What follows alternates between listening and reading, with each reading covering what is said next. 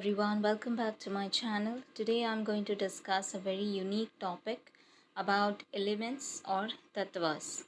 Just like Ayurveda, we have elements in astrology as well, which should also be taken into consideration while making predictions. Okay, so let's begin with today's video. Now, firstly, what are the elements or tattvas? See, there are four tattvas, okay, in astrology: Prithvi, Agni, Vayu, and Jal. If I translate it, water element, earth element, air element, and fire element. Okay, planets also have their profound nature, and signs also have their tattvas.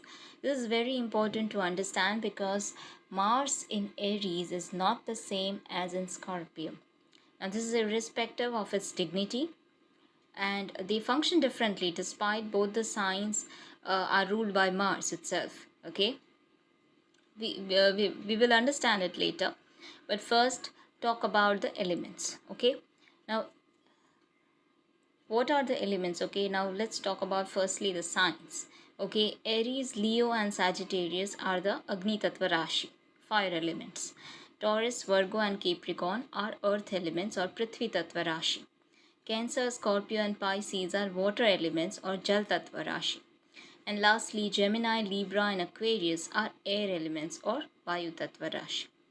Similarly, planets like Mars, Sun have fire within them. Planets like Moon, Venus have water within them. Planets like Saturn, Jupiter, and Mercury have air within them. Okay, so these are the elements of planets. Now we associate Jupiter uh, with ether or Akash Tattva as well, and Mercury with Earth or Prithvi Tattva. This is based on their signification, as one is divine, okay, and other is materialistic. So that's the reason why we assign this as well. Okay, while some others also consider Jupiter to be fire element. Okay, but Jupiter doesn't fight, lead, or act. It shares, helps, and guides. So fire element doesn't feel right to me. Okay, so to each his own. Simplifying things, I believe airy elements are thinkers and communicators. So Jupiter and Mercury are airy elements. Okay, airy planets. Okay, there's also this feminine and masculine differences, like earth and water have more feminine aspects, and air and fire more masculine. Okay, now just based on tattvas, one can understand one's true nature and behavior. So it is very important to understand elements. Talking about the example that I talked about, Mars and Aries versus Mars and Scorpio. See, Mars is a fire element that rules Aries and Scorpio, but Scorpio is a water element. Okay, so contrast is formed of fire and water. So even though Scorpio is Mars' own sign, but Mars is not very happy in this sign. There is this depletion of energy, or the energy is spent in reflection rather than action. Mars is energy. Without Mars, we won't have the motivation to act. Okay, we won't have the energy to do anything or the immunity to fight. So all the planets are equally important. Okay, now fiery planets, when placed in water signs, aren't completely able to utilize their energy properly. For example, when Mars is in water signs, either the person wastes its energy into useless things or isn't able to do proper justice to it, meaning one will hold on to aggression and won't be able to take a stand where one must take a stand, but will show his aggressive side to the people that are close to him, that loves them. Okay, so the signification or the significance of Mars, of protection, of defending, of fighting, will not be done rightfully. Okay, or may stand useless. Mars is also debilitated in Cancer. Right, now this is a different concept, okay, than exaltation or debilitation, so don't get confused. This is about the tattvas. Okay, Mars doesn't like the environment of emotions because he doesn't know how to function, how to care, how to nurture. Okay, so he doesn't like that environment, and that's the reason why it is debilitated. But elements wise also, we have Agni Tattva and Jal Tattva Rashi. Okay, now Mars placed in Aries is equally bad. Why? Both are fire elements. Then why? Well, here When Mars is placed in Agni Tattva Rashi, it expands the Agni Tattva, meaning the person, although with this placement, be extremely brave, confident, energetic, passionate, active, leader, go getter, but at the same time, he will not be able to be emotional, decisive, or calm and composed. There will be temper issues, hyperactive issues, pitta related issues, etc. Their passion is on extreme ends. Either there is there or either it is not there. Okay, so this will adversely impact relationships, especially if it is badly placed. An uncontrolled fire is extremely dangerous. So, when this is extreme Agni Tattva, one can face the negative result in their inner world. Okay, so both the signs, okay, that are ruled by Mars, and Mars it is placed in its own sign, okay, also doesn't give the best of results because of the tattvas.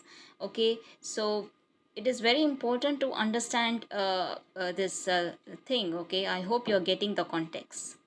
Okay, let's take another example. Jupiter is airy planet and Cancer is a water element, but it is exalted here. You need to understand that although because of the similarity in nature, it is exalted, the favorable environment. Okay, but here you will also notice a stir of emotions. Wind doesn't blow in one direction, it is not stable, it keeps changing.